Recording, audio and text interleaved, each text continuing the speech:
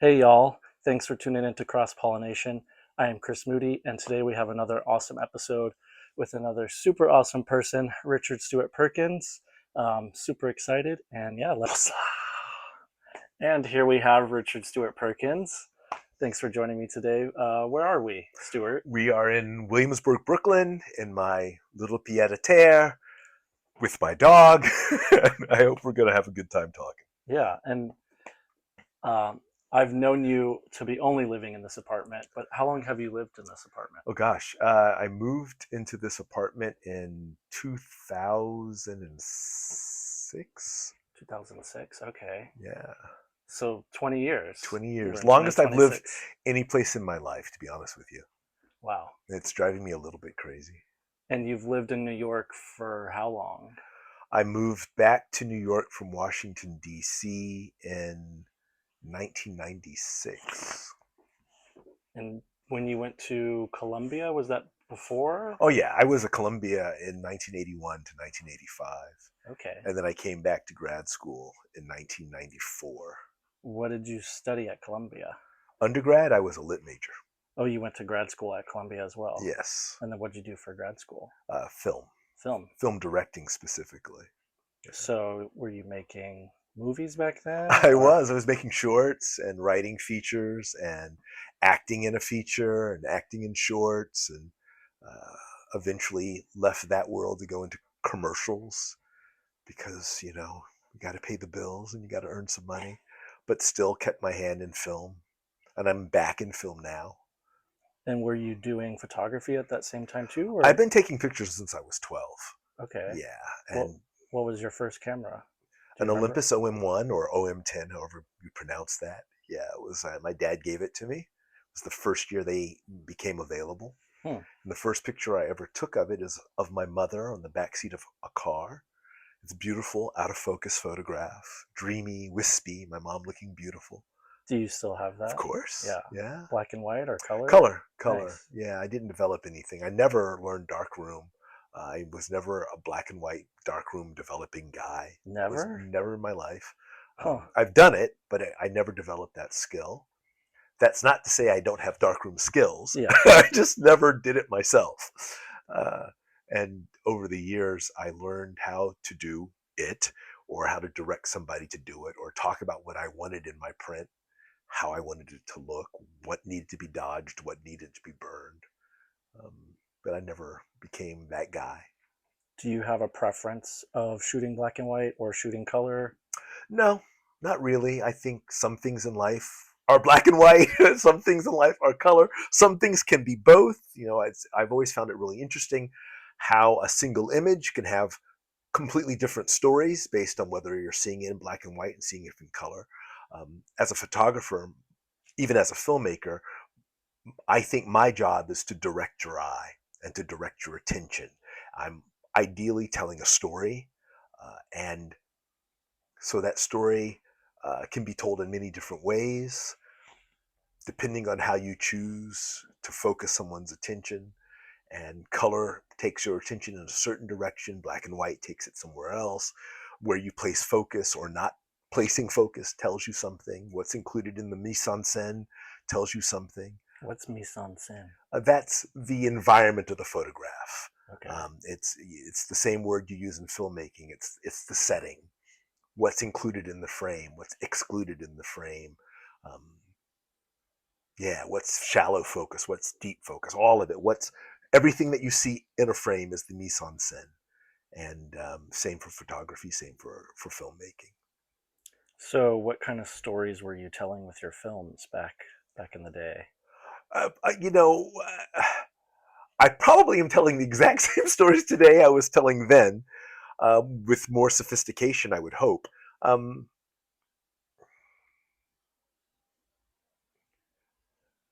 for me, photography is a voyeuristic game. It's how I see the world, how I feel about the people in the world, the things in the world, negative space. Um, Perhaps because I'm a black American. I don't know if you knew that, I can't really see, so I don't know. but I and I'm a man of a certain age. I grew up at a time when it was really important for my parents to have me understand that when I left the house, the world would have a different conversation with me, one that I didn't have much control over, that I could enter into that conversation with only control over this, over my body. And my relationship to the world was all built upon my responses to that world. I could meet hostility with hostility. I could meet hostility with acquiescence. I could meet hostility with resistance, which could take many forms. My job was always to go through life. All of our jobs is to go through life trying to get what we would like from it. Mm-hmm. And there are many different strategies one can use to get what one wants. And I think as a young black kid growing up in the 60s and 70s, it was really incumbent upon me to think about all the ways in which I interacted with the world once I left my parents' house. Moving around with a camera in my teens, cameras automatically put you at a distance from something. The world responds to cameras in many different ways, Yeah. particularly back then when people weren't so used to stopping and posing. People were often very curious about a camera. It was a way to, for me to de-escalate a moment Mm-hmm. in some way. People were always very happy to see you taking a picture of them more often than not. Yeah. Curious about what you were seeing. That also brought me into why am I taking this picture? What am I seeing?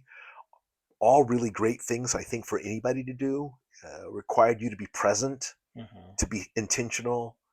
Um, right now, we often talk about capturing an image because of the ease of digital photography. I grew up in a time when you made an image, Yeah. you constructed an image, you thought about it. Film was expensive. I'm not a rich kid, so even cheap Instamatic film was expensive. Everything was expensive. It cost real money. Sending it off for development cost money. Um, so everything was intentional. Everything had purpose. Everything had presence. And the stories I told them were, how do I see my mother? What is it about her interest me? How do I see my dad? What does it interest me? What do I see of my friends? What is my street like? Why is my street like this? The house across the street, why do they leave their bikes out in the yard? What does that look like? Who are these people? Just always very curious about who and why and what in life, and in my relationship to that. When I started discovering physical attractions to people, I would photograph that as well. Um, Desire can take many forms. Am I bleeding? Because I've No, cut you're myself. It fine. feels like I'm about to start bleeding here. I don't see any. Okay. The what is physical attraction, and what does that look like in my camera? What does that mean for a 13-year-old boy, or a 14-year-old boy, or a 15-year-old boy? How that changed over time, you can see in my photographs from that time period. Mm-hmm. I, I was lucky enough recently. I was home in Raleigh.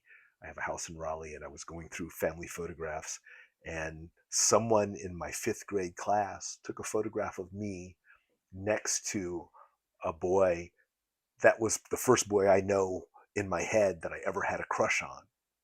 His name was Barry Mulligan. And I'm doing something where I'm sort of falling out of my chair laughing, and Barry is looking at me, and I don't know who took this photo. I'm assuming it's the teacher.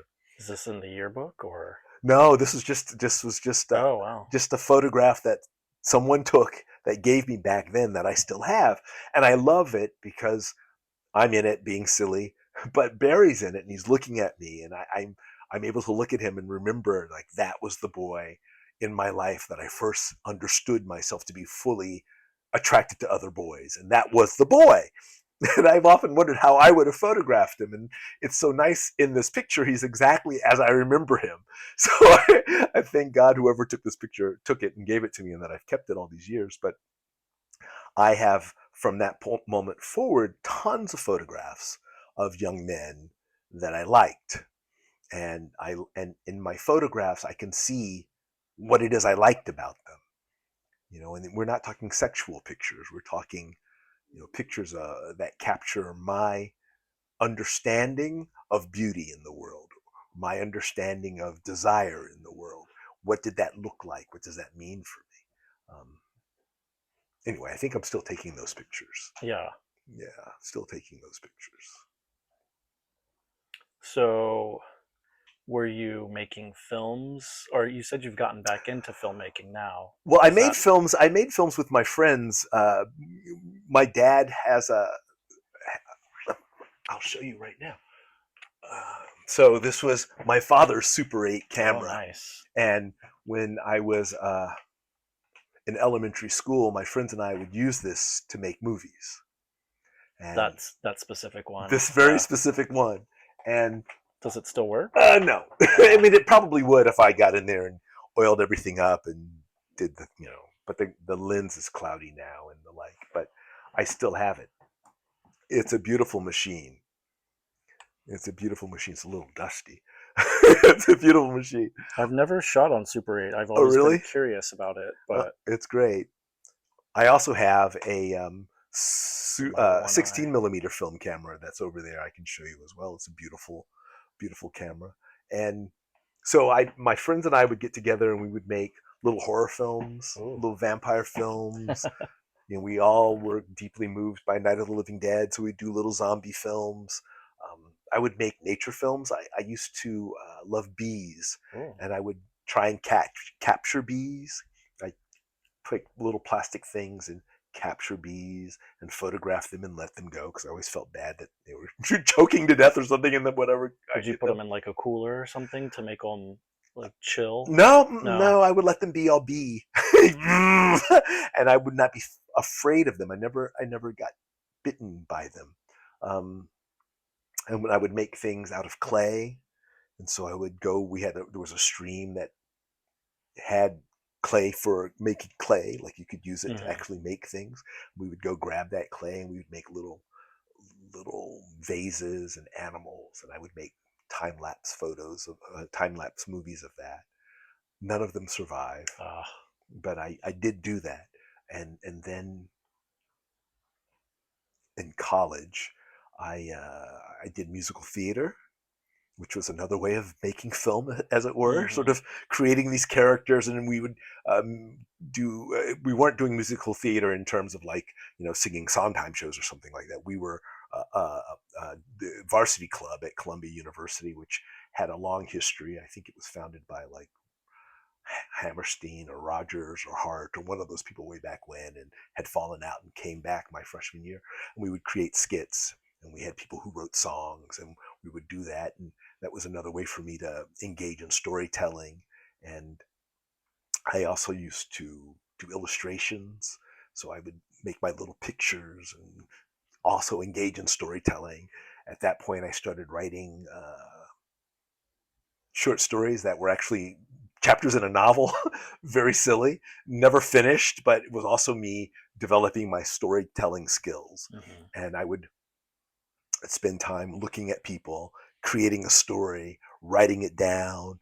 Maybe that would turn up into a skit, maybe it would turn into a drawing. Or maybe it would be me asking you if I could take your picture, and then I would say, "Well, I want to take your picture over here. I need you sitting like that." And so I'm you know art directing this thing and telling a story about this kid, more often than not a boy, but not always.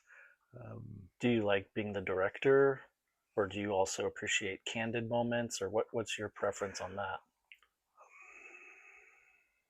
It's a combination, because even in my candid moments I've created a mise en scène where I'm expecting a person to behave in a certain way in the setting. So I'm sort of driving you to get a certain performance out of you, even as you might believe you're being as natural as possible. Hmm. Uh, yeah, it's. I think so much of filmmaking, photography, theater is the art of seduction, right? We want the viewer to see whatever we're seeing or creating for them to see, excuse me, and want to be invited into it. You want them to feel it's for them in some way, shape, or form. So at the root of that, right, is me finding a way to get your attention, have it be a positive attention, have it be something that you want to spend time with. All of that is seduction in some way, shape, or Yeah. form.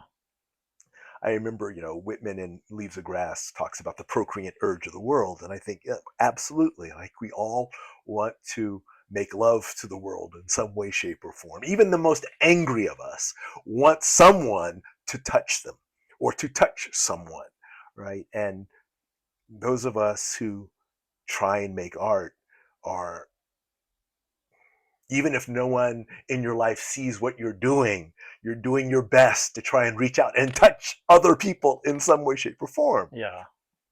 All of us. I mean, I firmly believe that anyway. And so the art of seduction is in my art in some way, in I everything that definitely I've see that. done, everything I've done. Yeah. And yeah, so now I'm back into filmmaking.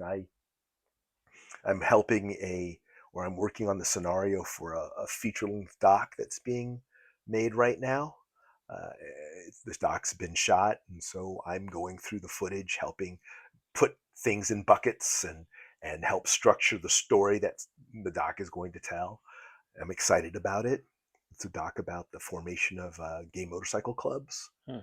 And I think it's going to be very fun. You're wearing a leather I know. I vest do look forward to it. and an eye patch. It fits very squarely into what this documentary could be about.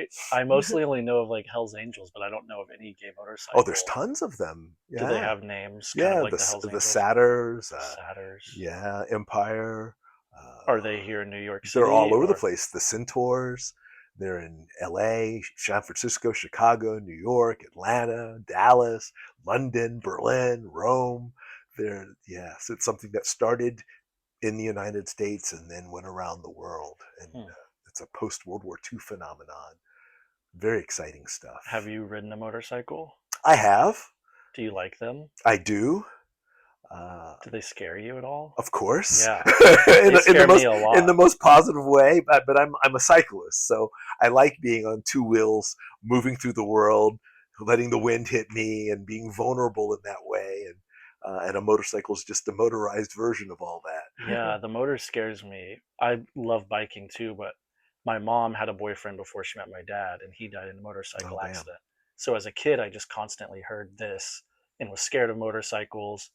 Um, Richard, my partner, not you, I know so many Richards, but Yeah, he has a motorcycle, and we've like driven around on his motorcycle. And I just try and tell myself, like, I don't know, I'm scared, but it's also fun and exhilarating. yeah, absolutely. And if you get on a motorcycle and you ride a motorcycle, at some point you're going to fall. Yeah, It will happen. And so the key is to be prepared for that, know how it's supposed to be wear your helmets, wear your protective gear, etc. yeah. It will He happen. doesn't even wear a helmet. Oh, that's silly. I know, he's It's silly crazy. because it will happen. And it'll happen regardless if you're, riding a motorcycle or not. But I ride my bike. As you know, you're going to have a bike accident. You can be the safest, most secure bike rider in the world. Something will happen at some point in time. yeah, it's boundless to Yeah, happen. exactly. And that's life, though. That is life. Do you wear a helmet when you bike?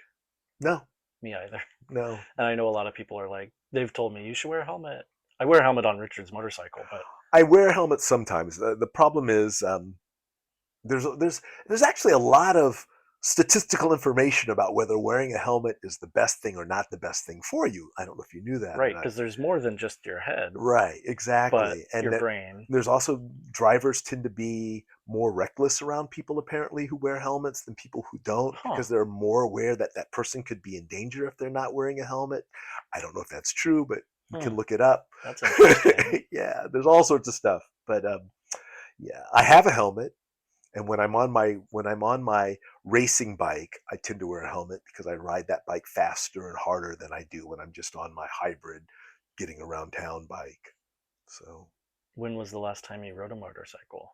oh God, it's been about 20 years now since I've last ridden a motorcycle. Do you remember where you were? Is it like a beautiful, beautiful I was in ride? Washington D.C. and I was on the back of another man's a bike riding with him somewhere. It was a very short ride, a couple of miles. Was he a gay motorcycle He gang he was he member? was a gay man who had a motorcycle. I don't know that he was part of any gay clubs though. I'll have to ask him. I still know him, so I'll have to ask. Yeah. So you've ridden on the back, but have you like you've driven a Oh yeah, I've motorcycle? driven Yeah, a motorcycle. It was even longer though when I drove a motorcycle. It yeah. was like 25, 30 years ago. Yeah. Do you know Ewan McGregor? Uh-huh. Yeah. We just watched his like documentary where he Who's motorcycles around, and yeah. it was really nice. He was like all in like Scandinavia and stuff, but Yeah. it made me long for road trips because I used to travel a lot. I've been kind of sedentary a little bit, As long but as I've known you, you've traveled all the time. So this is I think the longest I've known you be in a particular spot. well, I was in Oregon for a while, but But you moved in places in I Oregon, didn't you? did. But I Yeah. stayed in Eugene for like 5 years. That's true, you did. That was Yeah. a long time. Um, I've never known of you traveling or like cross country Oh since God. I've known you. I don't know if you All the have in time. Yeah. Well, since you've known me, I was in Europe. I true. was in London. I was in Geneva, and I drive to North Carolina all the time. Yeah. And I've been to California. I go to LA every year. Been to San Francisco. Have I you travel a driven lot. coast to coast? I've driven 4 times across the country. I haven't done it in a long, long, long time though. It's probably been about 30 years since I've driven across the country. Uh, but something that Jeff, my partner, would like to do with me. He's done it a few times with his dad, but he's never driven cross country with me. Is that sort of like a, there's such a photography inspiration like Route 66 and like the Great American West. Sure. Does that inspire you at all or intrigue you or Yes and no.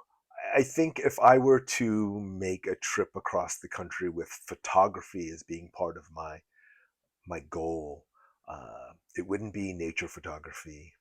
Probably wouldn't be beauty photography. I'd probably want to make it a photography journey about Black America mm. and maybe historical spots in Black America or my life. As I was born in Lawton, Oklahoma, my Oh, parents lived in Raleigh, North Carolina, down in Fort Bragg, North Carolina. My parents lived in Alaska. They lived in Seattle, Washington. were you a Um, military brat? yeah, Oh, okay. yeah. Fort Ord, California, which is no longer a military base. I'd probably want to visit those stations of my life, but at the Yeah. same time visit Black American spots along the way. Oh, that sounds great. Even something like Route 66, I don't think people think about the Black history along Route 66. Like most American history is not really thought of in terms of the Black stories along those ways. But if I drove across country again, that would be something that would be in my mind. Hmm, Yeah. that would be nice. Yeah, I think it would be good. I keep wanting to do it here in New York. My grandfather, my father's father, was an immigrant. Came to New York in 1922, and I keep saying, I should go photograph the spots of his life. Some of Yeah. them are still there, some of them not. He co-founded a church in New York City, and I have photographed that church before. But my father grew up in Harlem and in the South Bronx, and met my mother in Jamaica, Queens. Oh, And I should go photograph the spots. yeah. I haven't. I should. And there's stories about all of that. I didn't know that they met here in New York. I thought they Yeah. met in North Oh Carolina. God, no, But nobody's from North Carolina. My family. We have that was no. just military. Yeah, that was just when they retired. They moved back to North Carolina because my dad had been stationed at Fort Bragg in his career during the Vietnam War, and they had friends who had retired to Raleigh that they knew from their time in North Carolina, and that's what took them to North Carolina. But once they moved there, after my dad retired, they weren't friends with that couple anymore. Hmm. So my parents found themselves in a city that they had no roots in. Nobody grew up there. No one went to school there. No one worked there. But they wanted to stay. Yeah, they stayed. It's a nice place. Their money was going farther there, the retirement fund, so it made sense for them. Um, my mom talked about moving back to California after my dad died, and unfortunately, she became ill and died before that could happen. Hmm. So Where yeah, did she want to go in California? anywhere. Anywhere. Yeah, she really liked California. Probably back to the Monterey Bay Area, but I think she would have been happy anywhere. In your adult life, have you lived in California at all? In my adult life, I spent a lot of time working in California, so I think Jeff and I talked about it one day, and we figured I'd probably lived a year and a half, maybe 2 years of my life in California, just based on going back and forth for work and the amount of time I put there. Like LA or Yeah, LA. Yeah. Do you like LA? I always enjoy myself when I'm in Los Angeles. I don't know how I would feel if I lived there full time. It's a difficult city, I think. One has to be in one's car to Yeah. get anywhere. I think people live very sort of cloistered lives in their neighborhoods amongst their friends. Um, it's a one industry town in a lot of ways. Uh, it's a nice city in so much as the weather's great, but I don't know. I like the lushness of it. I do too, but right. I mean, anybody can have a fruit tree in their backyard in LA. That's great.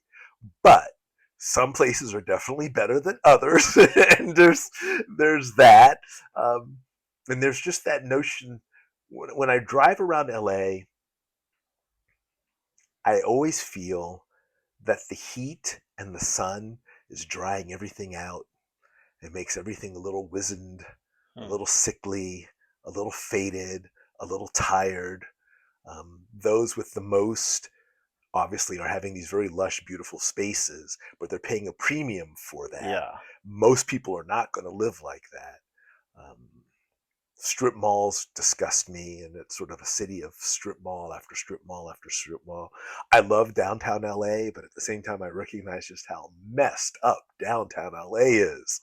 Beautiful buildings. I love the energy of downtown LA, but it's also full of homeless people and poverty and sadness. And it strikes me as New York has dichotomies between really wealthy people and the poor as well, but it's not visibly as stark as it is in Los Angeles whenever I'm there. I And think that's a West Coast thing too. oh my goodness, yeah, the Because, last like, time I was in Portland, I it, was just like, my goodness, this is funny for me. So when I was in Portland 2 summers ago, someone asked me how I felt about all the signs warning people about like people breaking into your cars and high theft area. And I laughed and I said, I think it's really amusing because I know they're not talking about me. So, like, my people are not responsible for the high crime rate in Portland, Oregon. My people are not the ones graffitiing buildings and burning things and defecating on the streets and shooting up in the car. Not my people. So I kind of enjoyed that aspect of Portland, but I'm like, wow, folks, really? Really? what made you go to Portland that summer? A friend of mine's daughter was getting married. I Okay. was going off to a wedding, and I like Portland. It's a beautiful place, Yeah. interesting place, but I also felt so sad for the city. And the downtown's great, and yet, wow. Yeah. I mean, from living there, I don't know. It didn't feel like that for me, but maybe you just get used to it, or you're just like, Well, that's I what.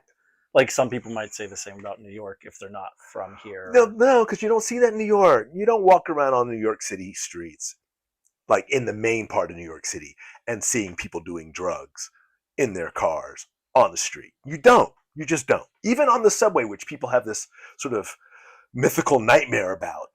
You don't see that. Yeah, Yes, every now and then, but every now and yeah, then you might see a homeless person sleeping in the car, but you really don't see people shooting up. yeah, and the ratio, since there's so many people here and there's less people out there, I don't know. Right. I, No, I saw some crazy shit in the subway when I lived of here, course but you it did. it only happened a couple Right. times. There's literally tens of millions of people, you know, and millions of people getting on the subway.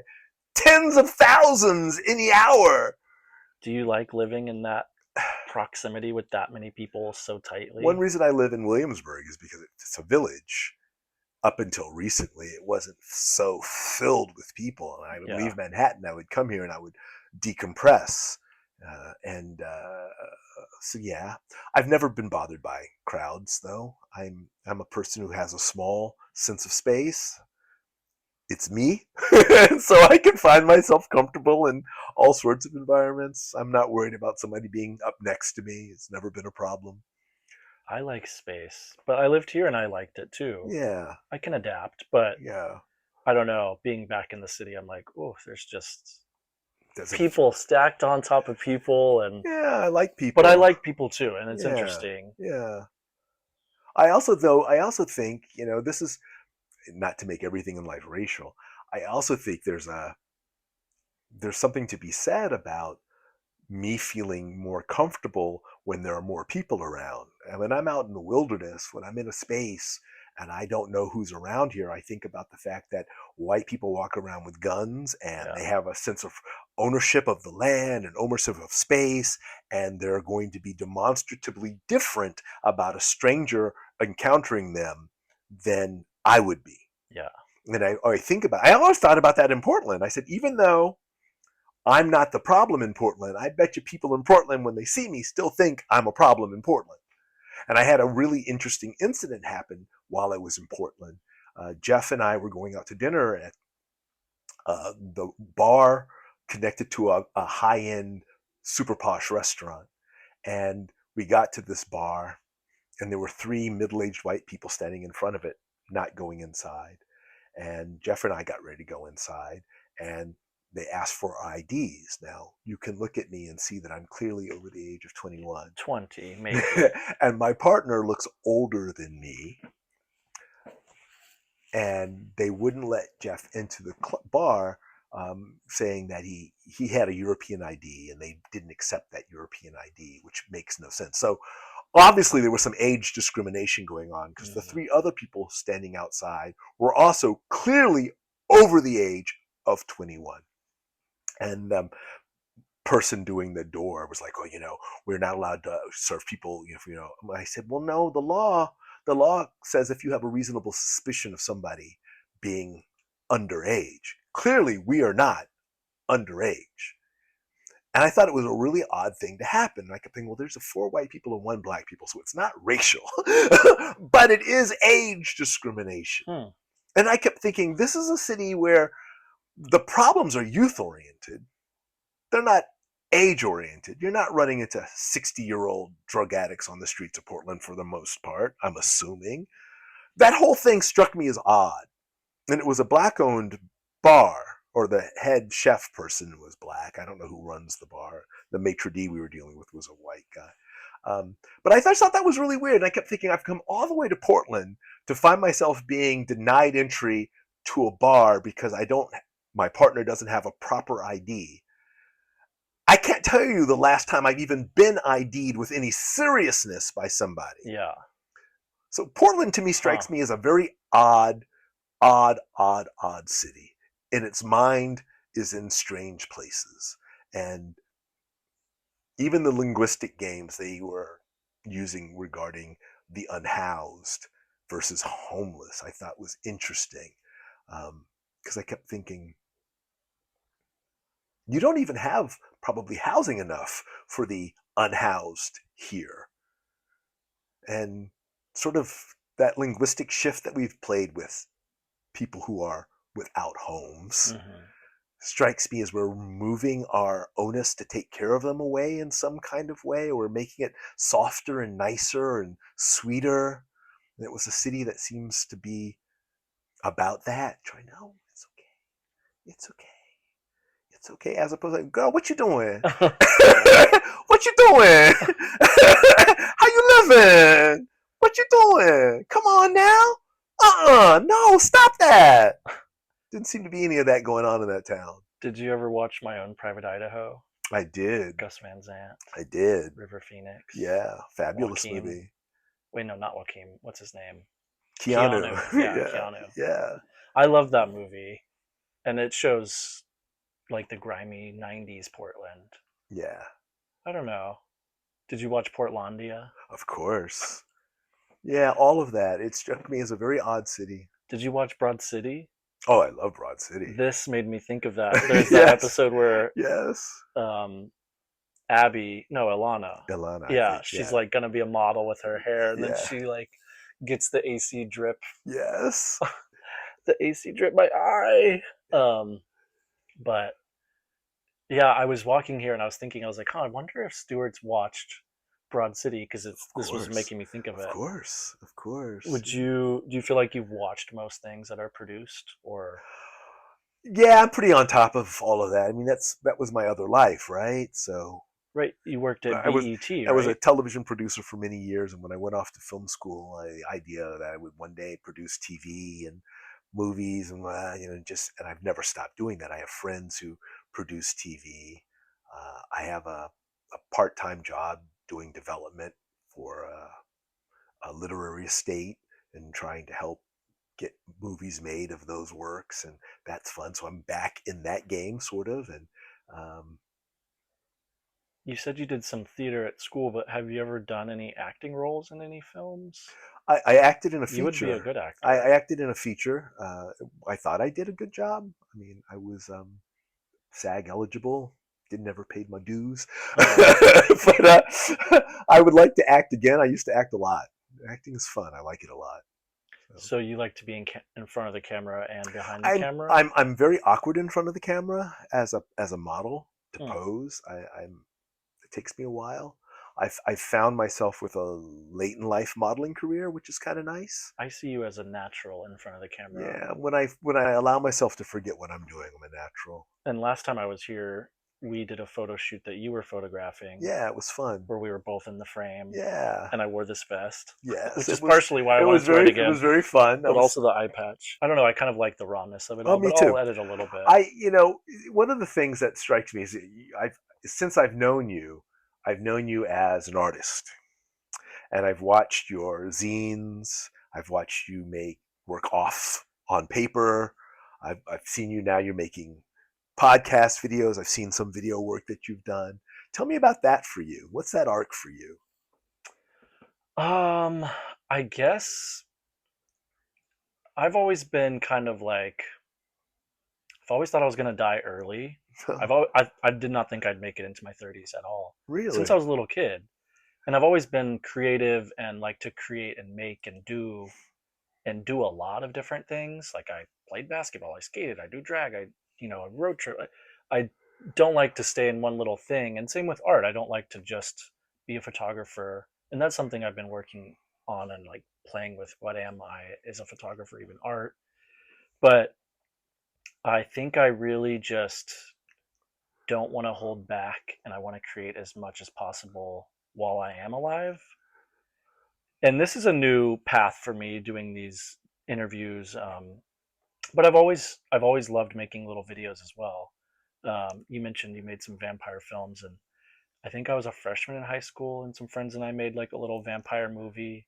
I think that was like the project we had to do, but it was super fun. Um, but like with zines too, I love making something real that's not on a screen. Everything is so screen oriented Yeah, now. yeah. And zines and books are, this nice artifact and historical, and I don't know, I just try and make as much as I can. And sometimes I am just making and I'm in this flow, or sometimes I spend a lot of time working on it. But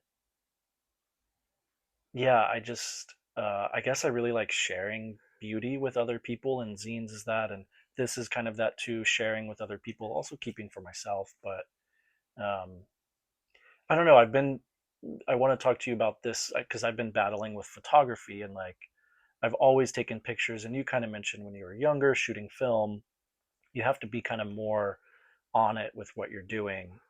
And even now with digital, you can, like when we were here last time, you set up the backdrop, you had the light, we had all this stuff. We were like really making an image Right. And versus we didn't shoot a lot. no. Yeah, But we got some really good stuff. But yeah. like that's an art form. But then like candid photography, I mean, it's kind of an art form too, but there's something like where you're just documenting something that already existed that you had no, the only play you had in that was that you were there and you saw that versus creating. I think they're both art, but I struggle Well, sometimes there's with. a real there's a real there's a when you go to Museum of Modern Art and they have their current directions in photography show, there's going to be photos on the wall that are beautiful abstractions that when you read the key you find out it's documentary. This is oil spilled liquid, and I've dropped my paper in it, and we've allowed it to develop based on, but in some sense, it's still documentation. The process Yeah. is different. And then there's photographs of, drag performers in Mexico City, documentation.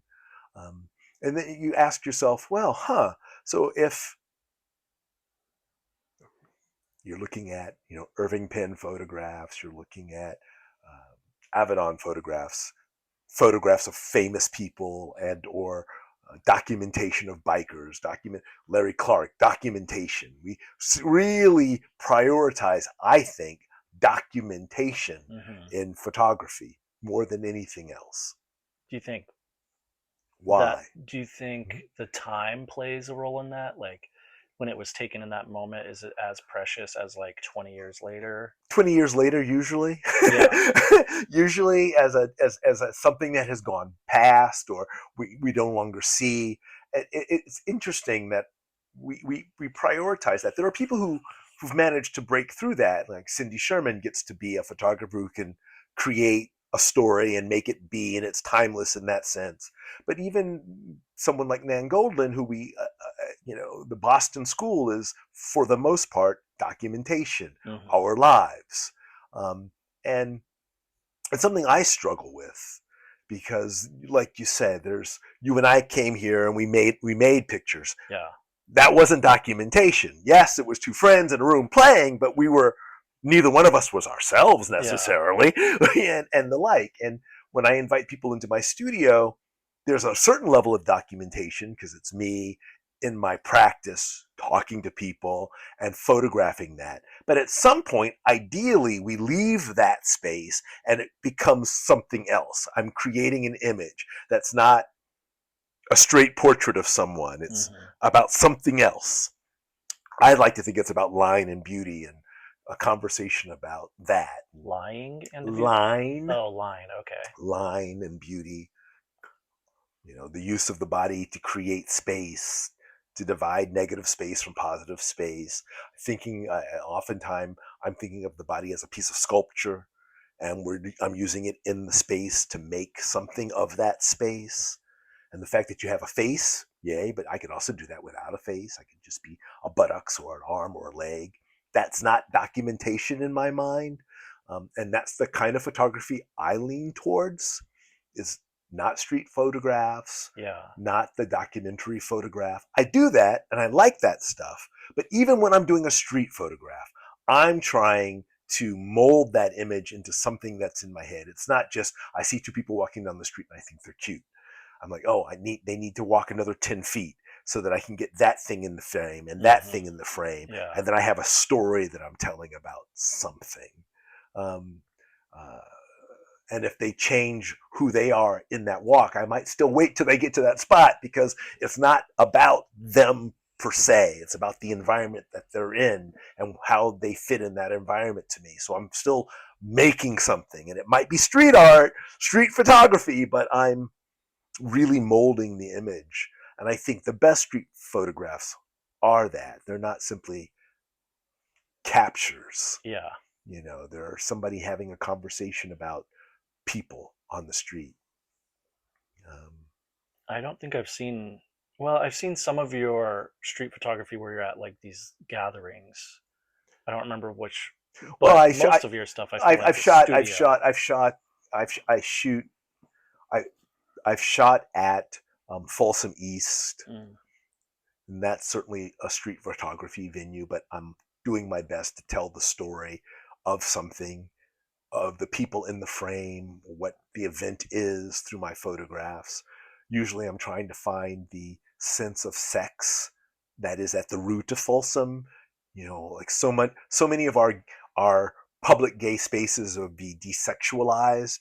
And I remember once when my father and I were having a conversation about my homosexuality, and he was telling me that he was disappointed that I was gay, thought I'd be a good father, and I said, well, I could still have kids, and all this stuff.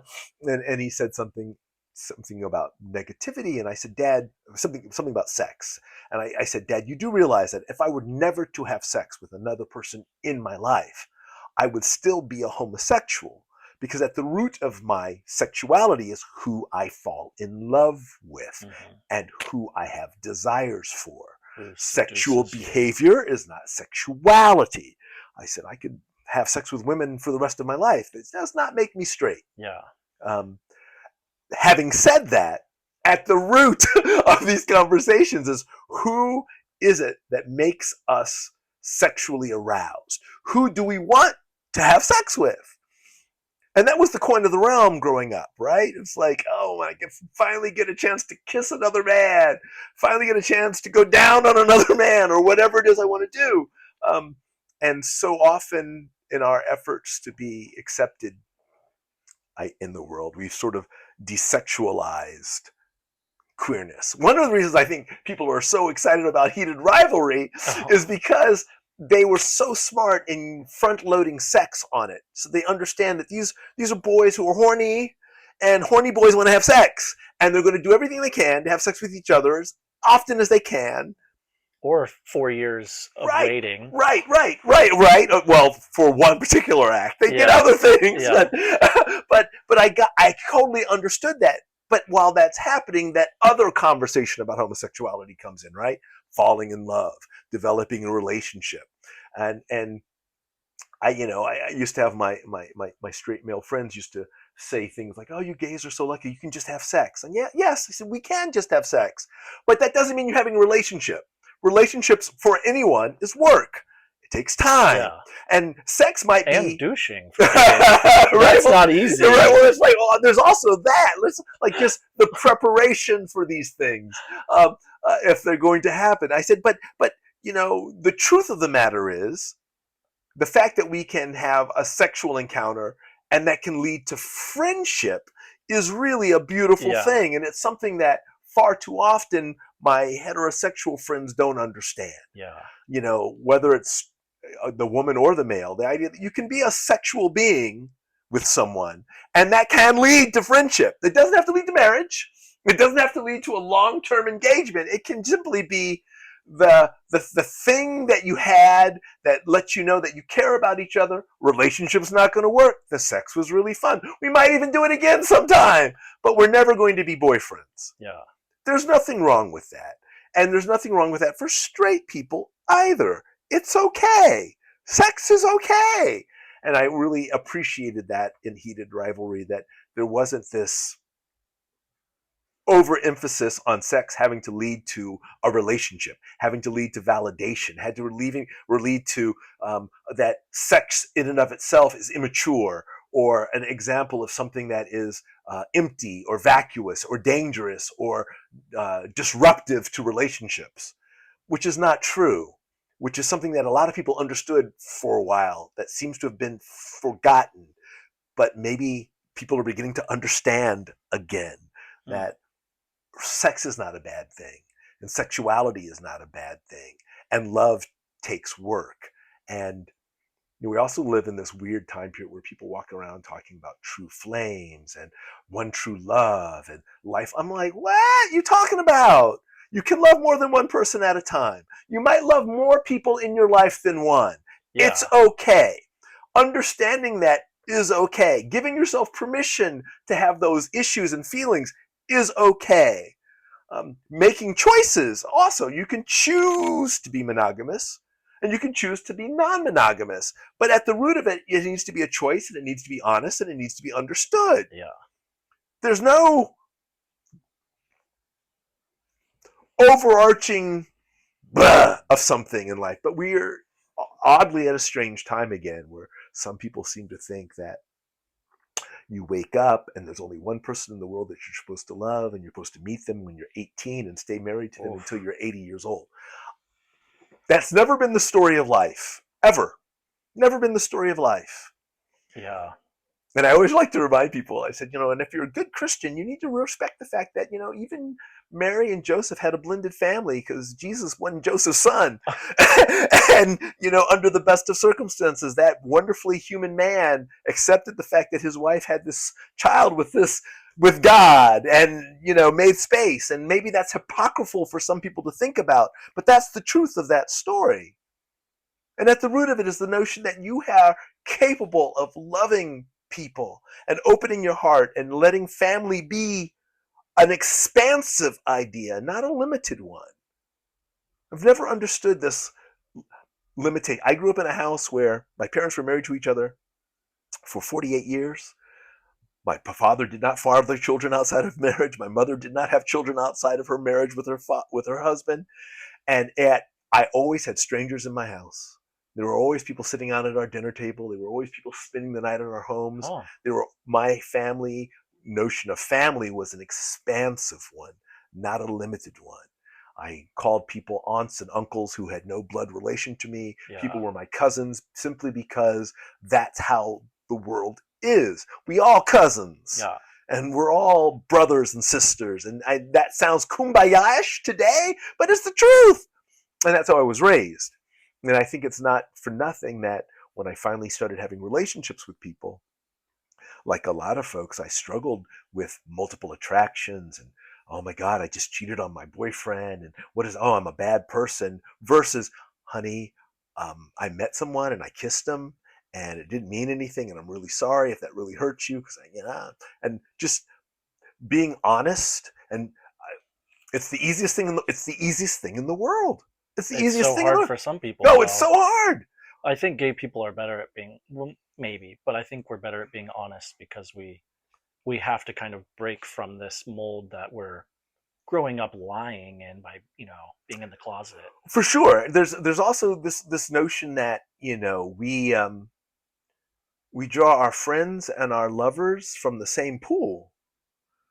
Yeah, And it's not a huge pool, in spite of what people think. Even if you accept the idea of it's 10% of the population, that's not a lot of people.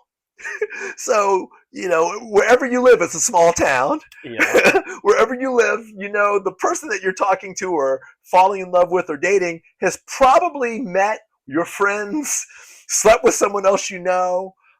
If you have been one of these men who've had relations with women and men, then your world is even smaller. It's even not bigger, but smaller, because we all kind of run in the same circles, right? You're a lawyer, you run in lawyer circles. You're an artist, you run in artist circles. You're making X amount of money, you run in the X amount of money circles. If you are ethnic and you live in your ethnicity, you're going to live in that space. And you're going to run into people in those worlds that you know, who know you, who've engaged with you sexually, non-sexually, whatever. So the idea that you're throwing people away or excising people or being rude to people or lying to people, that will haunt you in your life. Honesty is the easiest thing you have. Easy. And it takes away power from other people. yeah. Yes, I'm bisexual. And what of it? Are Yes. you bisexual? No, I would not say Okay, I that of didn't think so, myself. but I would not say that of myself. I have had sex with the female body, but I would not say that I'm bisexual. you were talking about circles, and New York, I feel like, is probably full of the most circles in North America. Right, right. Are you in one circle, or do you have a lot of different circles that I think I you're? have a lot of different circles. Yeah, I see that for Yeah, you. I have a lot of different circles, and some of them overlap, which is really, really Yeah, lovely. But I have a lot of different circles. I've never really been a joiner.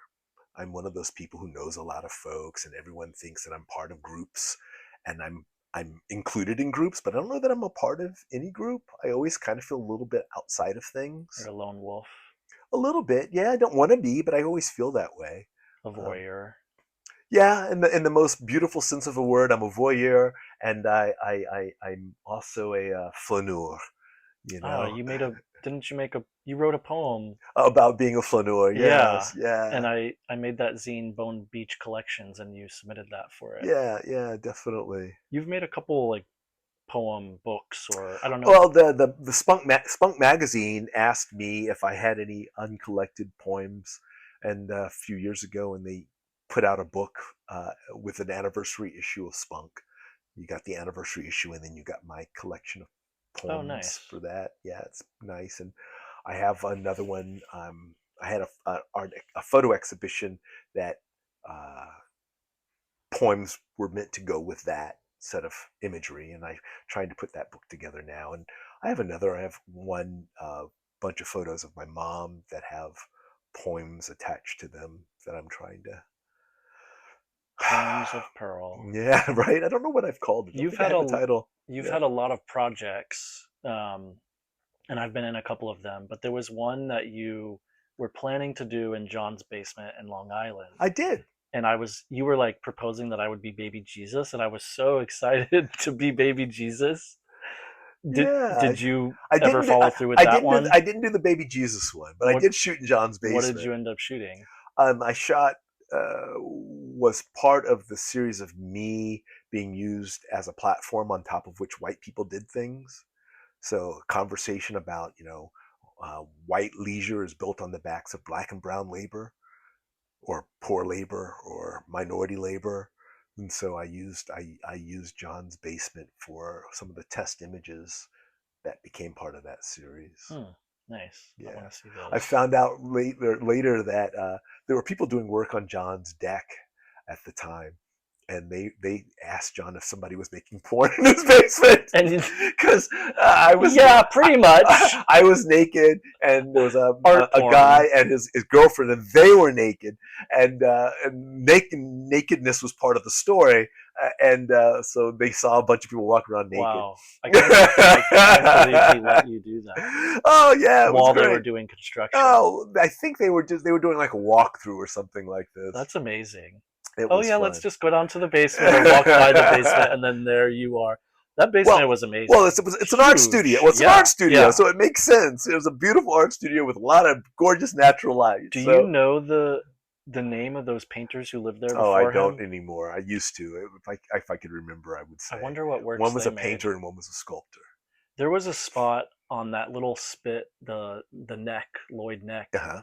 that Wyeth had made a painting Oh, of. nice. And I took a picture of that when I lived in Portland, Maine, before going down there. Oh, wow. Like me sitting on the floor looking at the book. Yeah. And then I ended up being like, holy shit, I didn't even know that Yeah, was that. And then I was like, oh my gosh, I'm there. yeah, yeah. And I was recently up in Port Clyde, Maine with a Okay. coworker. I did a zine fair up there, and the Wyeths lived there. Like Yeah, yeah. I I've always liked. I guess I get them confused, Andrew and Jamie, Right. but I don't know. Their paintings are beautiful. Do you have any connection with them? Um, uh, Not really. Other than I like the Wyeths, and I sort of remember there was a time when there were all these unshown paintings of his that had been discovered. It was like of a woman, I believe. I think they were Jamie Wyeth paintings. I don't, but I love We that have to one. look that up. That There's painting of that woman who's like Christina's World. Yeah, Christina's World. yeah, Yeah, that is. I love yeah. that. Those are Andrew Wyeth's paintings. Is he the younger one or the The older? older one. Oh, okay, the father. Yeah, Jamie is the son, Huh. I think. So are you? What was this like baby Jesus project that Oh, I you were don't even working on? remember. I'd have to look in my notebooks and see. What projects are you working on currently? Well, I have this table here. It's, as you can see, it's a very sturdy table. Mm-hmm. I don't know why I didn't do it when you were here. I've been having people sit on it, stand on it as a pedestal, usually naked. Does this? I'm seeing like a almost looks like a wheel of like a ship. Does this have a certain name for this structure? I have never looked it up. It clearly was used for something. Um, the top part has got a beautiful glass on it, actually. I think it was a draftsman's table of some sort, perhaps, or maybe a press. I don't know. Do you remember where you got it? Jeff got it at a store called Strong Arm Strong arm. that existed in the East Village. I think Strong Arm now is located in Jersey somewhere. And what makes this structure that you want to like shoot with it It's and make a beautiful. project of? I put it on a white infinity space, and see the shape of it is just quite gorgeous. And then people get on top of it, and I don't know, this looks good. Have you made a title for this Nope. project? No. Nope. Do you like titling Nope. projects? No. Not really. I'm not good at them, I don't think. But you're a poet. You're a Yeah, just lyricist. I don't. I'm Have not you good ever at it. made music? Yeah, I scored my thesis film in film school. Hmm. I'm not the best musician in the world, but luckily there's programs so I can make a melody, and I can have something do something with that melody and bring in other instruments and the like. I can do all of that. So What projects do you want to like?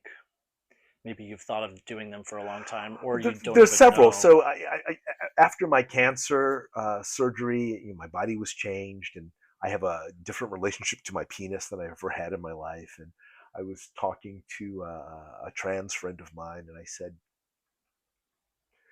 not the same, but I know what it's like in a certain way to be in a body that you feel is not yours or isn't correct. I said, so for 53 years, I had a penis that was this penis. It looked like this, it did these things, it felt this way.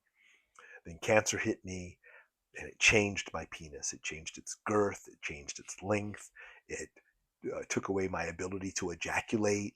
Um, it's not the same penis, and it doesn't respond in the same way. Uh, Was this prostate cancer, or what it was was the cancer? prostate Yeah. cancer with some lymphoma as well, and so they took away my seminal vesicles. They took away my lymph nodes. Um, they took away tissue, and so it took a while to get my erections back. And when I first got my erections back, they hurt. So who didn't want to get my erections back? All that tissue. Um, I had to do things while it was going through the erectile dysfunction stage to keep the tissue alive so it didn't atrophy further and have even more shrinkage and the like. So all the stuff. Anyway, so then I come out the other end of that, and my physical body has changed. I have scars that I never had scars before. I have scar tissue that will never go away. So my perfectly flat stomach now has a bump that will never go away unless I have more surgery to have it go away. And that's always dangerous. We don't do that. Um, my belly button, which was a beautiful, beautiful belly button, is now bisected and stretched in ways that it wasn't. Do you I like used belly buttons? I'm an aesthete. I like pretty, and luckily scars are pretty to me. So I've learned to find pleasure in the new body I have, Yeah, but it's not the body, that you're used to. right? And it's not the body that I wanted or I have known, or the body that my subconscious feels is me. So I've had to relearn. I keep tell people sex is new to me again. Being touched is new. Having someone take my penis and put it in their mouth is new to me. It's a different penis, and so in some senses, it's led me to want to do a photo series of body dysmorphia and um, and all the ways in which that can be seen, whether it's someone who believes themselves too fat or too thin, somebody who believes they're differently gendered than what their body is saying. I would like very much to have a photographic conversation with people about that. And yeah, Have you started that yet, or that's I haven't because I don't really know how to approach it. There are people my trans friends, I'm like, I don't know how they feel about me wanting to photograph them. yeah, Ideally, I would love to photograph them naked, but that's a whole nother kettle of fish, right?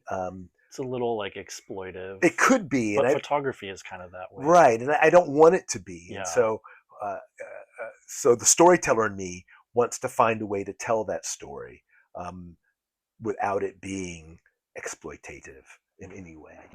Um, there's that. That's one story. Another story that I would like to do is I do have people coming to my studio, and I'm doing this white infinity space, and I'm having people standing on or using that table. I don't know why. I don't know what the point of it is yet. I don't have enough people for me to say I have a photo book or study about it. So I'm not really sure what it is. Um, and I know that the white infinity space was born out of a conversation I had with people feeling that life had gotten really hedged in right now, that we were being boxed in by all these things. The Trump administration is creating all these or removing all these things that had given us guardrails and had and the people are feeling like sort of trapped in this sort of emerging dystopia that is the United States, mm, where race is both being used against people and being dismissed at the same time, and that gender and sexuality are weapons, and they were telling me that, I feel trapped. And I kept thinking, well, the wide infinity space is about anything's possible in that space. So let's take pictures of each other in this anything's possible space, and let's see what we do. And somehow we're all ending up naked sitting on this thing. So, somehow. Not a common theme at all. No. I feel like in a lot of your photos, you do have people sort of sitting on other people or carrying, or yeah, there's a lot of something that. about. Yeah, because I don't think we exist in this world alone, in spite of however alone we want to pretend we are. No, we're not loners. Even the most loner of us is not loners. I always remember thinking about how the Unabomber, that everyone thinks of as this loner who lives off in the woods, used to write letters to his brother all the time. I thought you were going to say to you. I was like, oh, wow. I got a whole box of letters from the Unabomber. I wish. That would be a very interesting project. But yeah, there's even people who claim to be loners, I know they have a pet. Yeah. Yeah, we're not loners. We want to have engagement. Like you've got a pet. I do have a pet. And you live in this big city. And I live in a big city, and yet I spend a lot of my time alone. Yeah. But it's nice to be alone. In a lot of your projects, you are bringing other people in, but you use yourself too. Yeah, I do. The photographer Ryan McGinley has told me to put myself in all of my pictures, which I kind of try and do now. But yeah. And you've been in a lot of his photos lately too. Over the last couple of years, he's been photographing me, which is nice. I love that man. He's truly one of the best people I know. A very special human. Love him to death. Yeah. What are some other favorite artists of yours? Not just photographers, but just artists in general. Oh, wow. Oh, this is a question. My brain is sort of losing me right now. I love Essex Simple as a poet. He's amazing to me. He was a friend as well. I like revisiting his works. I love Claudia Rankine. I think she's amazing. I like what she's done with hybrid writing, poetry, essay, whatever. Are you one of your favorite artists? Are you happy with the work you've made? I'm frustrated with myself because there's a lot of work that I want to make that I haven't, for money reasons or know-how. I've always loved posters. Like playbill poster, movie posters? Movie posters, art exhibition posters, Russian constructivist posters, La Belle Epoque posters. Drag posters? Do you like those? Nah. The art of poster making is very specific for me. Some are good, some are bad. I love posters, and I've always wanted to do a series of art that are posters for exhibits that maybe have never happened or should happen. Create a world of poster art, basically. I haven't done it, and I should, and I really want to. Can you see any of those posters that you want to make in your mind? My God, yeah. So for the first time, I finally participated in postcards from the Edge. Oh, that's why I'm down here. Are you? Do you have a postcard in there? Yeah, I do. Excellent, great. I hope I could figure out which one's yours. I have one in there too. I've never seen the show, and I've always wanted to. I've contributed for several years, and I was like, I gotta come down for this and finally see it. So I don't know how expansive, because aren't there like thousands? Yeah, I think there are 1,800 pieces this year or something like that. Ooh, I'm excited to try and find yours. Oh, it's gonna be fun. Well, I finally did it, and it was like I've wanted to for years, and the only reason I haven't in past years is I always hear about it like the day of the deadline. And I'm not fast with my work. It takes me a minute. And even with a photograph, I mean, if I don't have the physical photograph there, I have to get it printed, and then I have to make it into a postcard, and it takes some time. So this time I heard about it early enough. Nice. I was able to make one, but it was the first time I was like, yes. And then I would put this words on it, and I would do this, and I'm like, right now it's just the image. But in my head, I'm like, oh, this would have been such a perfect piece for me to make a little mini postcard poster for the show. I should have done that, but I didn't have time. Are you still going to follow through with that? Well, Not now, for the show, so but my other issue is I like to work big. yeah. So I have these prints that I have nowhere to go because they're 40 by 40, 44 by 44, or 40 by 40, or 38 by, whatever, 30. They're big. I have a tendency to work big, and that's not good. And This postcard is small. oh, sports cars, a little, yes, I loved it. So, Huh, it forced you to think yeah, differently. forced me to think differently. And anyway, yes, projects like that I would like to do. I like to collaborate, so I would really like to collaborate with people. There's a lot of body photographs I'd like to make, that I need to find someone who's comfortable enough to be naked and to be faux intimate with me to make these images that I would You've like to never make. had a problem finding those You'd models. you'd be surprised. Like there's a ginger kid with freckles that I'd really like to be opposite me in some color imagery, but I think he's actually afraid to be naked and intimate with me. I don't want to have sex with him, but I'd like to give the appearance. Is he a model? Or He's you? he's another photographer, Okay. and he has modeled, and he's but he's a he should understand at the root, this isn't about reality, this Yeah. is about my construction of a world. And helping a fellow artist, And we we'll all see, need that help. we'll see. He's gonna he's gonna take photographs with me, but he's always, I Oh, don't know if I'll be nice. naked. I said, well, you can be in your underwear or a dance belt or a jock strap, But it's skin. right, it's your skin, and it really, and I need the curvature of your buttocks. You need to like, that's part of the line of your body, it's like your lower back, your buttocks, the beginning of your hips, that's your thigh. That's important to me. Your face doesn't ever have to be in it. Your profile, perhaps, because Yeah. I need some freckle, I need your nose, I need the line of your lips. Like I said, this is important for me, but we'll see. Okay, I have a question for you Yes. that's sort of different about life, but maybe connected.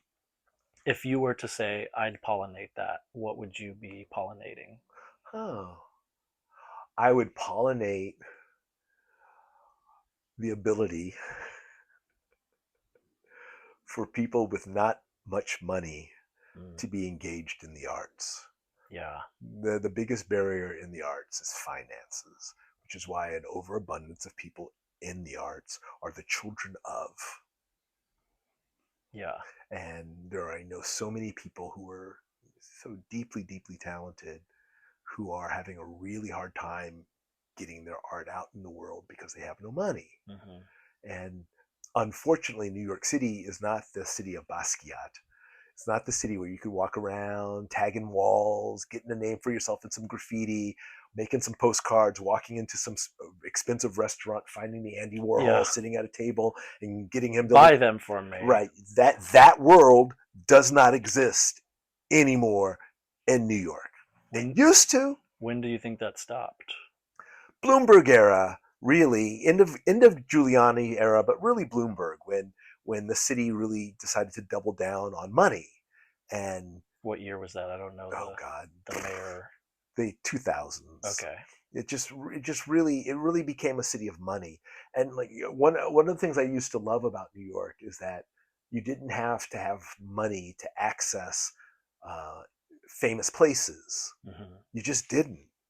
And but you do now, and there's all this rise of private clubs, and these spaces that the barrier to entry is financial. I mean, you could have, back in the day, you could have gone to Elaine's and sat at the bar and had a drink and be in the same room with, you know, Woody Allen and his coterie of people. You could have gone to Studio 54. You just needed to look like Yeah. you needed to get into Studio 54, and that wasn't built on money. It was built on something else. Yeah. You had access to places. Did you ever go to Studio I 54 or did well in, Palladium? in its reopening stage. Was that the Yeah. Palladium or was that? No, it was Studio 54 Okay. at its reopening. After it had been busted and closed, and then reopened with another life, but still with Rubel being present initially.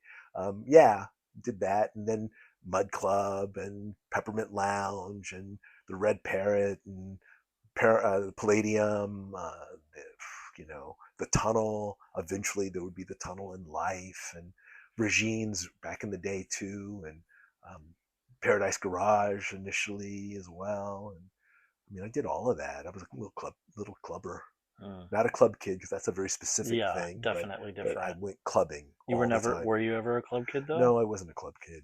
No, I went to the Tunnel, but I wasn't a club kid. I was too old to be a club kid at that point. But as someone who still goes out now, still goes to the Carrie Nation parties, Yeah. I'm never going to stop dancing.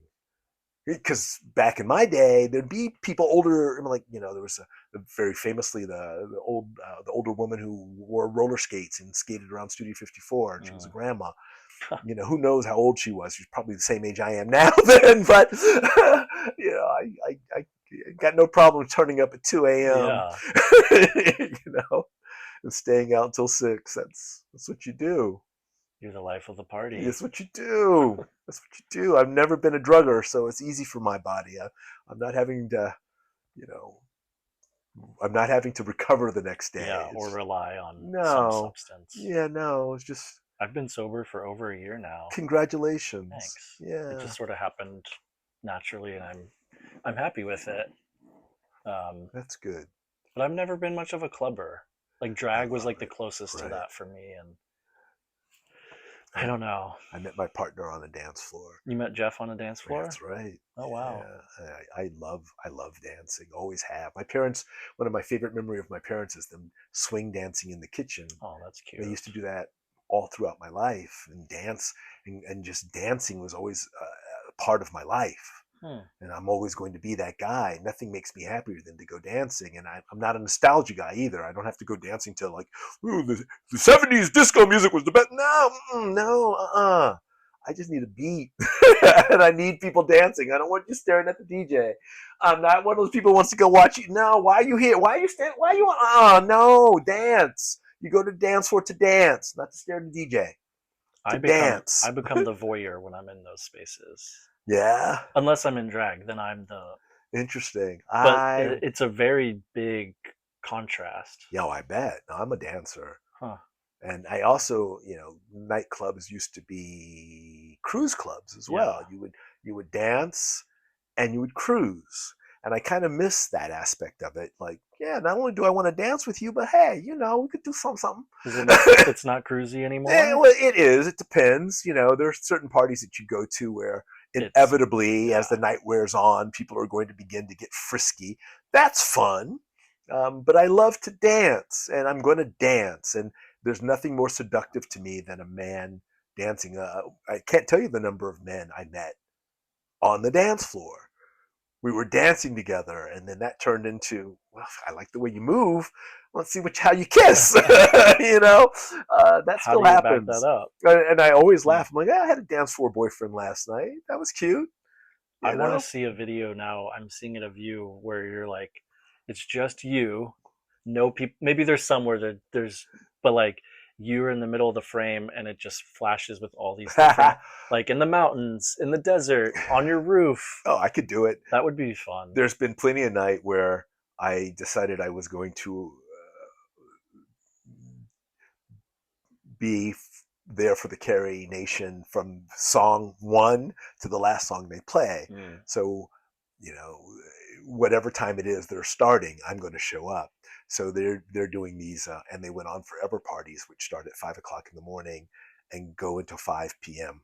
Often until 6 or 7 p.m. But they're meant to be, these daytime parties. 5 a.m.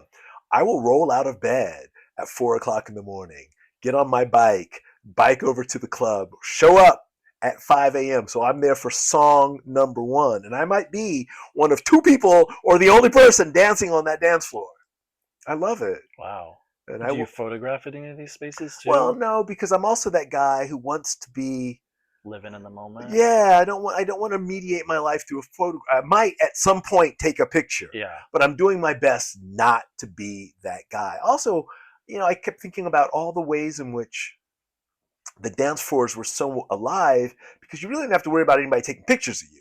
So people would get out there and just get their freak on the dance floor. Whereas now, you know, folks are afraid or they're worried, or better yet, the people who are only there to make a TikTok video of them Yeah. dancing on the dance floor. You're there to be in the music, I hope, and to create this community of other dancers and other nightlife people, and it should be this amazing energy, this transference among folks. Yeah, definitely. Well, thanks, Richard, for nice handshake. Thanks for chatting with me today. If people want to find you on the streets of New York or be photographed by you or see your work, where can they do that? My Instagram is stuperk63, STUPERK Put that right up 63. there. My website is richardstuartperkinsstudio.com. Reach out. Where are some places that you frequent in the city? Williamsburg, Okay. Bedford Avenue. My gym is Grindhouse. I love it. That's probably the easiest way to find me, is just to be in this neighborhood. The Marcy Avenue Dog Park, which is at South Mm. 5th and Marcy. I'm there every morning. Oh wow. Every morning with my dog. Go find them. Yes. All right. Well, sweet. Thanks so much. Thanks Thank you. for This has been having fun. this cross pollination moment with me. Absolutely. Bye Bye. bye.